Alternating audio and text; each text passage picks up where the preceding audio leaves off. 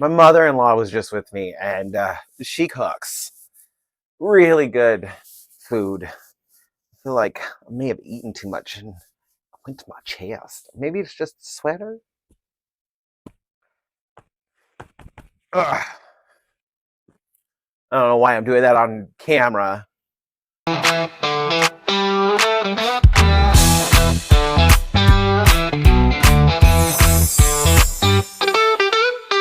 Hello, you beautiful people! David here, or Sin City Yeti, or just Yeti, whichever you would prefer. And I think it's going to be a different kind of painting today. So, I'm gonna issue a trigger warning. This is just out of an abundance of caution, just because I know some subjects can be very touching for some people. So, I'm gonna be discussing trauma in this video. I'm not gonna go into specifics or any kind of like details regarding like the trauma itself, but I may say like the trauma is caused by this and leave it at that. So just a heads up. But since this is an art journey, I'm going to be discussing all aspects of my art. And that includes a series that I don't do too often, but it does come up. And it's my processing trauma series. So I am a little nervous about this. I don't know why I'm so nervous about this. I've posted shorts regarding some of my paintings. I haven't gotten into the creative process when creating them, so maybe that's why it's a little bit different, but I don't know. Regardless, talking about trauma is always just, it's very nerve-wracking, and it just kind of makes me feel funny, even if it's stuff I've already discussed or shared with people, including in a public setting. It's just one of those things, you know? My processing trauma series. Now, kind of like my emotional state series, where I delve into the emotion itself, what kind of colors and things I'm associating with what I'm feeling and putting that on the canvas, the processing trauma series is in a similar vein where it's just regarding an event. What am I associating with that event? Why is that event almost coming back up to kind of haunt me in a way? And why is it taking up so much space in my brain? Why is it taking up so much space in my heart? What can I do to acknowledge this part of me that I seem to be burying, to appease it enough so it's no longer, at least in that moment, got a hold on me? So this is that outlet, this release. And it just, I'll kind of go into more details about the painting itself and my process when I get into the video, but I just wanted to make sure like everybody's aware, this video is going to be delving with how I process trauma. Just not going into the specifics of what happened in those moments that traumatized me. This is just dealing with it afterwards so that I can feel whole, I can feel a little bit happier, like some weight is taken off my shoulders, and that I'm not bottling it up so it doesn't explode on other people, and be a way to break that cycle so it doesn't continue any longer. So yeah, I guess that about covers the introduction, so enough with my face. Let's go see what I create. Okay, here we are. I guess I'm going to explain a little bit about this series, my processing trauma series. I've had some very traumatic experiences in my life, and this is a way for me to acknowledge them, that they are part of my story, I can't change that, and give them space so they no longer take up that space in my heart and in my head. Very symbolic of just kind of letting it out. So without further ado, the first painting from this series is There's Beauty in Hell. I was seeing a therapist guide helping me process some of the noise in my brain in a more healthy manner. It was kind of a spiritual guidance event, and this is the painting I created afterwards. It kind of goes over me reflecting on lots of past traumas, how they impacted me, and before I sought healthy outlets to deal with the trauma, how I was continuing that cycle of abuse. This next one, It Will Be. It Will Be was another one of my earlier processing trauma paintings. This one's a little difficult to kind of like conceptualize what it means for me. Kind of that you can't change the past, and if you don't work to heal the past, it's going to resurface in the present. So this is just kind of reminding myself there's no running from what has already happened. It's part of your story. And one of my favorite things about this one is just how symbolic this is, and when you flip it over, it really changes the piece, changes the look that the guy in gray has, as well as what the drips look like. One of the ones I don't have hanging up because it's hard to look at, but I'm proud of it, just not happy with why it needed to be created kind of thing. Next one, acknowledge it. This is another one of just my struggle with bottling up just my different trauma, different things that have happened to me, and trying to hide and run away from those things. And you can never truly escape it. Once it's happened, it's happened. It's part of your history now. And running from it and not acknowledging it is not going to help you. So this is just my way of forcing myself to acknowledge it. It's part of my history. It's part of who I am. Whether I like it or not, I need to acknowledge it and grant it space. This is my heaviest of all of my processing trauma paintings. I'm not going to go into too many of the details of this painting. It's that bad. This one is titled Only Hell, and it is just regarding one of the worst things that could possibly happen to a child happened to me. It's just acknowledging that I survived one of the worst things that a child could ever live through and should never live through. It's still pretty hard to come to terms with the fact that this happened, how it's impacted me so many years. The event from this painting was when I was 7, so it's so long ago, and I still struggle with the events that this painting is regarding. I'm glad I gave it space. I'm very happy with this painting, the way it came out. I absolutely hate that I needed to create it. I absolutely hate that there was even a reason for this painting to exist. And I hate that the painting does exist. But I'm proud of myself for getting it out on the canvas. I'm proud of myself for granting it space to be, and as a reminder that I am breaking the cycle. This is another really dark one. This is also from when I was 7. It was just not a very good year for me. This one is titled Cherry Blossoms. This is another actual traumatic event that this is regarding. This one actually happened in my elementary school in the boys' bathroom. This painting is very symbolic, and how the one thing that got me through that experience, learning to disassociate when I was 7 years old, was the smell of the cherry blossom urinal cakes. Which means now it's time to get started on the actual painting.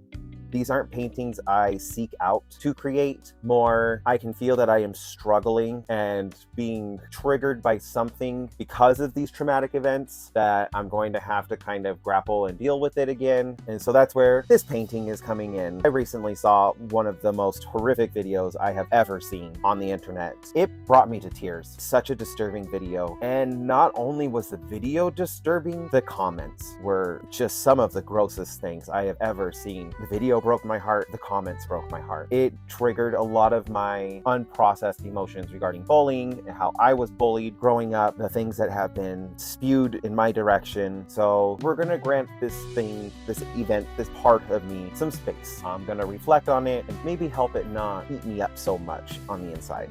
Of course, I gotta prep my canvas. That water really helps the paint slide around. And once the canvas is sufficiently soaked up, I'm gonna start grabbing colors with how I'm kind of feeling. So with the feeling, yellow is what kept coming to mind for me, and brown, and just creating this space with these colors that I don't really care for. So as I'm building up these colors, I ended up changing the direction. I started feeling more enclosed, like I had walls closing in on me. So I kind of created this little floor-like area, and back in with the spires. I guess that's kind of like my thing for 2025, or there's spires of some kind or walls. I'm kind of like forcing more contrast in these lines going up to kind of create like this rock wall, but they're kind of looking like trees a little bit. And the flooring, I don't know if they're going to be like stepping stones, kind of like this rocky flooring that I'm feeling.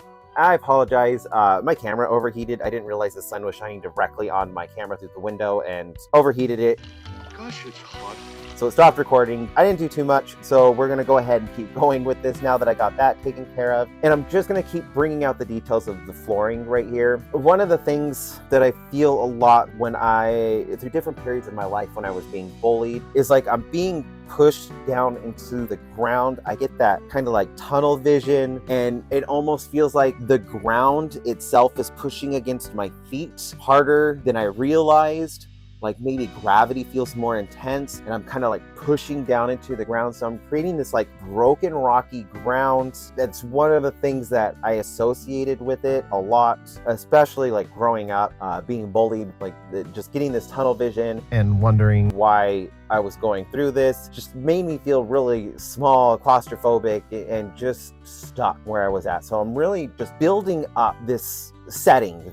I don't want to call it a landscape because I feel like this is more of an enclosed space. And then I kind of started seeing more of the vision. After I got some of those details done, I started seeing in this painting what I wanted to bring out. So I'm gonna go ahead and color block them just so like I don't lose them, I don't forget them. I didn't really have an idea of what I was going to do before starting this painting, so I didn't sketch anything out. It's just as I'm going along, I'm letting my imagination look at what I'm creating and letting it see things, see patterns. And because of the way that I go about with this painting, where I'm trying to just let my feelings take over with my imagination, seeing different things in the painting, I associate that with this is what I am subconsciously associating with what I'm feeling or what I'm remembering. That's what I'm building up. So I was seeing these creatures, and I saw a handful of them. So there's some breaks between all of the sessions of me painting. I don't want to lose them. I don't want to like, oh yeah, that's a good idea, I'm going to paint that in there, then go have dinner and then come back and completely forget what I was going to paint. And so bringing out this creature now after I blocked them all out that I saw in this first initial wave, and I'm gonna have like a couple waves through this, but this first wave, this is what I saw, and I'm still getting like a feel for this. I'm bringing out this like weird bird Skeksis creature. I don't know what else I would call it. Chamberlain, no! Wait, stop! You can't! Get back, spithead! Huh? It kind of reminds me of a vulture. And I'm just kind of like, is this really what I'm feeling? I'm not quite understanding why I'm placing this here yet, but it's what I saw. So I'm going to kind of stick to it and bring it out. And now I'm going to go with this other one that I saw right next to it to its left. And I'm going to kind of like just move down the line. And this other one, kind of like a spider person, not quite a spider because there's only 6 appendages. I do end up changing the bottom left arm. It's just sitting kind of funny. I don't like it. So I do end up like painting over it and then repositioning it a tad bit just to make it a little nicer because it looks so weird right now. But after painting it, I'm just kind of like looking at this and I'm like, why?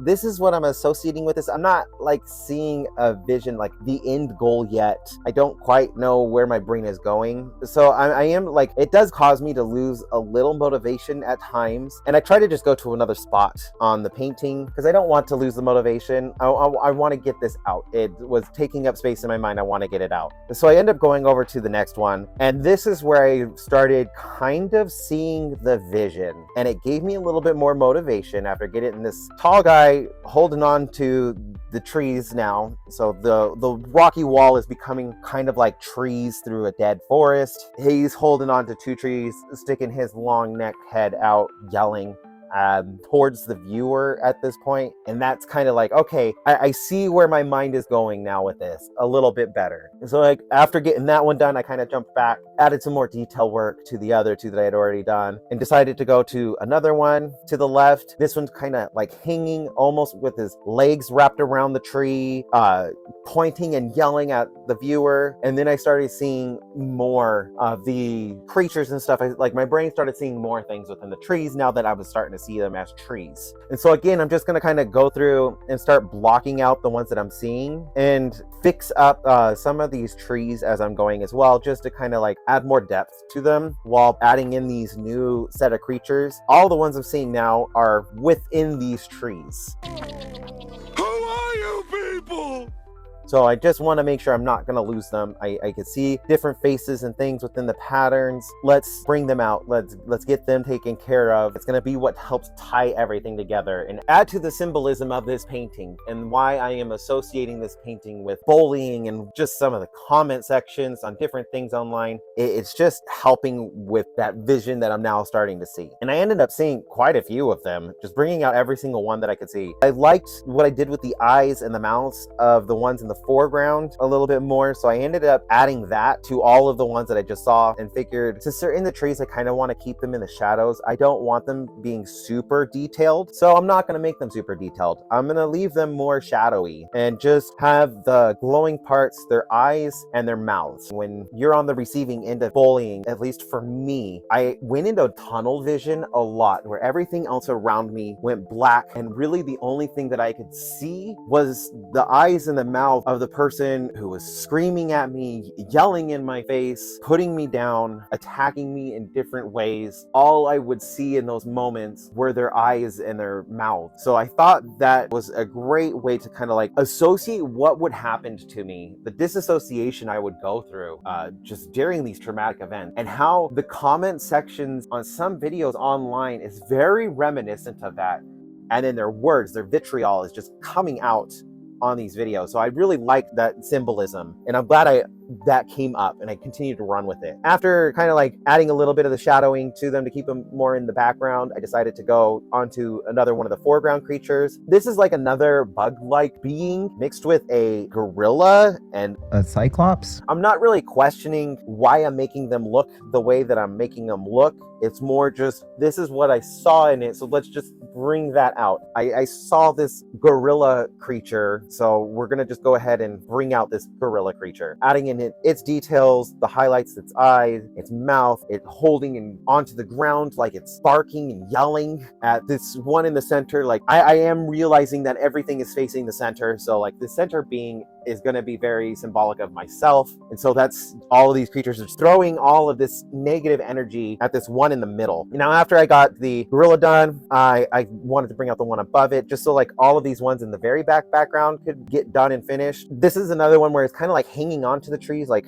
it is not lost upon me, like the core strength that this being creature would have to be able to wrap its legs around a tree and lift itself up and yell like that. Like, yeah, that's super buff little creature right there. Too bad it's very negative and angry. I feel like it would benefit from some therapy. Probably all of them would. All right, now that I got the highlights and stuff done with this one, I'm going to move on to one that's a little bit more in the foreground. This is one that I just kind of like saw crawling on the ground, almost like groveling. Each of these creatures have a different reason for like being the way that they are. This one, I almost feel like it's like a love bomb bully. They end up being like such horrible bullies and mean, like just very mean to you. And then like the whole crawling on the ground really got to me. So you're seeing how I make my references for when I'm painting. Like, I'm trying to visualize what the hand is going to look like, the way that I want it crawling on the ground.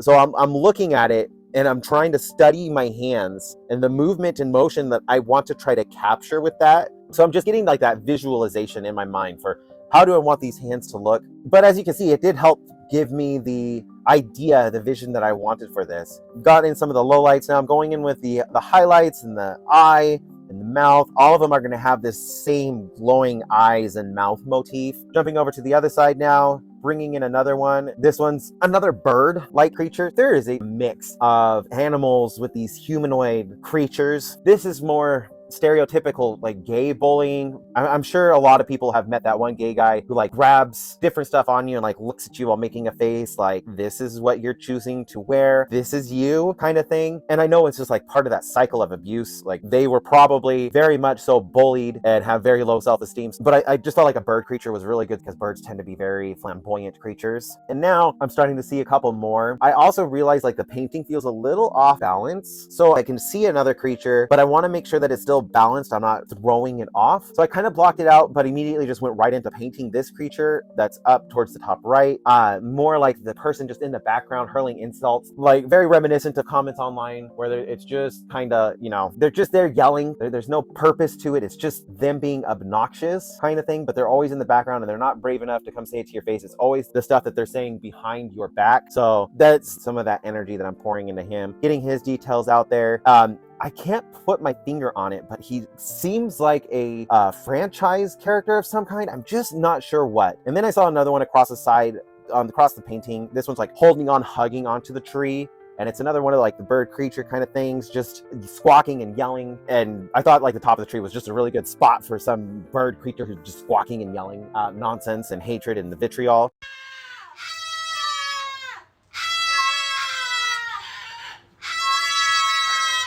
Hi. And it kept the painting a little more balanced, so I did like that. Finishing up its details, and I see a couple more shadow creatures, so I'm kind of like, one, I don't want to make them feel too crowded, but I want to make sure like I'm not telling what I'm giving space to no, I'm just letting it kind of take over and do its thing with this painting. So I like, it's a very finicky balance that I'm granting to it, but now that I got them in there, I feel like the painting is pretty balanced in the upper half. I need to finish this lower half now, starting with the one creature I blocked out in the very beginning on the bottom right. This one seems very alien. I'm not quite like sure what I was channeling into this one. It's just very alien-like, and I really like the bug-like finger protrusions I gave it, and its red eyes. Like, its eyes, I think, are the creepiest out of all of them. It's just got this like very unsettling look, and I'm glad like he's living in the bottom corner. Like that's a spot. He feels right, very right for this painting, but just not sure like where my brain went with this one, what it was pulling from. And then we're gonna go into this last like being, the agitators. That's what I think I should call them, the agitators. The agitator, the last agitator on the bottom left. This agitator's dealing more with some of my body dysmorphia issues I've had growing up. I've dealt with issues with food. That's as far as I'm going to go in with this one. Just I've struggled with food. So that's what this agitator's dealing with, just kind of pulling from that. This one is a little like, I really don't like him. That's why he's here, is just because of how much I don't like him. Now that I'm done with all of these agitators, I guess it's time for me to start on this center being. I'm going to start kind of like planning out what I am seeing with this one. I'm not quite sure yet. I'm just kind of like going with the flow. It's almost like an outline, but this is like going to be I'm not quite sure how to explain it, but like the inside of the cracks for what I'm trying to go for, but I'm going to be using it almost as like the line work for what I need to follow with this one. So I'm getting all that stuff down. The ideas that are in my head, I'm just placing them out so I don't lose them, even though I'm not going to be touching some of the stuff for a minute. Just go ahead and get them out so I don't lose them. But I'm going to start with like the furthest part of him from the viewer, like us, which are his wings. So get those done. Getting all the like the little detail work done of the feathers, just so I can move on to the stuff in front, so everything else is just going to be kind of like sitting there in the background. It kind of like forced that perspective onto the viewer. I'm not sure why I went with wings. I don't think of myself as an angelic person, but like the wings felt kind of right. Not for flying or anything like that, but more for like guarding. Like it's a cloak, like you're covering yourself and shielding yourself from the outside with them. So I went with these wings, and that's probably why I ended up making this a bird person, is that just that shielding and closing yourself off from the outside using wings. Really wanted to fill this with detail, so there was a balance with like adding the detail I wanted for the center being. I don't want to call this one an agitator, but I don't want to call it me.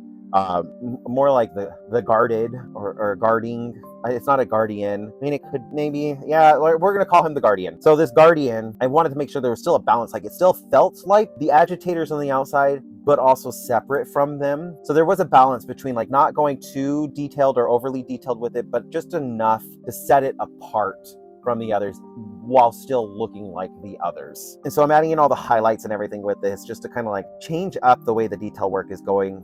And then I'm starting to go in on the body of this guardian. And I wasn't exactly sure what I wanted to do with the skin. I was kind of like feeling like a tree, but I still felt like that rocky ground, and almost like it's breaking you. All of this bullying and all these things that are being done to you by other people, it's hard to not let it break you. So I wanted to kind of represent like that feeling like you're breaking apart. You're not fully broken, but you feel like you're breaking apart. It's taking parts of you, and you're losing parts of yourself. So like the dry desert land definitely was like coming into play with this, like the cracked dried mud of like Death Valley or like Salt Flats. If you can't tell, I am from the Western United States, so like the very Western United States reference there. But that was coming into this, as well as like the dried wood. We have trees out here called bristlecones, and those were definitely coming into my mind a lot, just because they look so twisted and almost like for trees, some of them look like they're in pain or like they died in painful ways.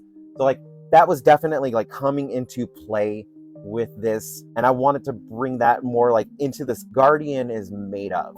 And I'm torn because I don't like what it represents. Like, I really don't. Just to put it bluntly, I don't like this. But at the same time, I do like it. I like the way that it is looking. I like the way that it's coming together.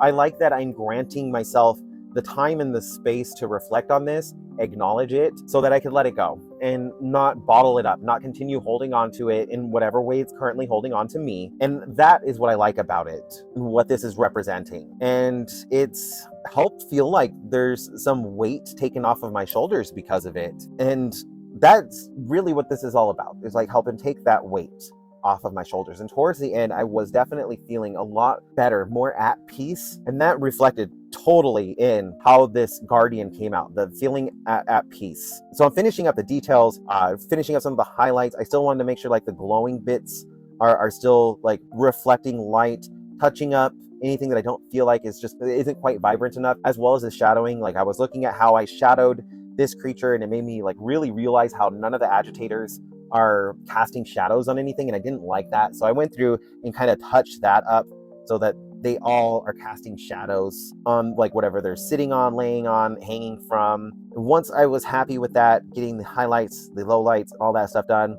I felt like it was done. There wasn't anything else I wanted to add to it. It felt complete. And now that I'm at this point, it's time for my signature, get in my signature Yeti footprint, and why don't we go ahead and check out some of these details, get a better look at this painting, which I am going to title Protect Your Peace.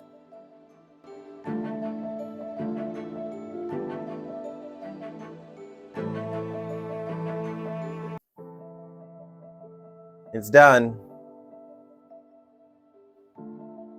Not as dark as some of my other processing trauma pieces, but I think it symbolizes being bullied quite well. But you'll have to let me know what you think. I know this isn't a series for everybody, but I think it's a good thing for everybody to do.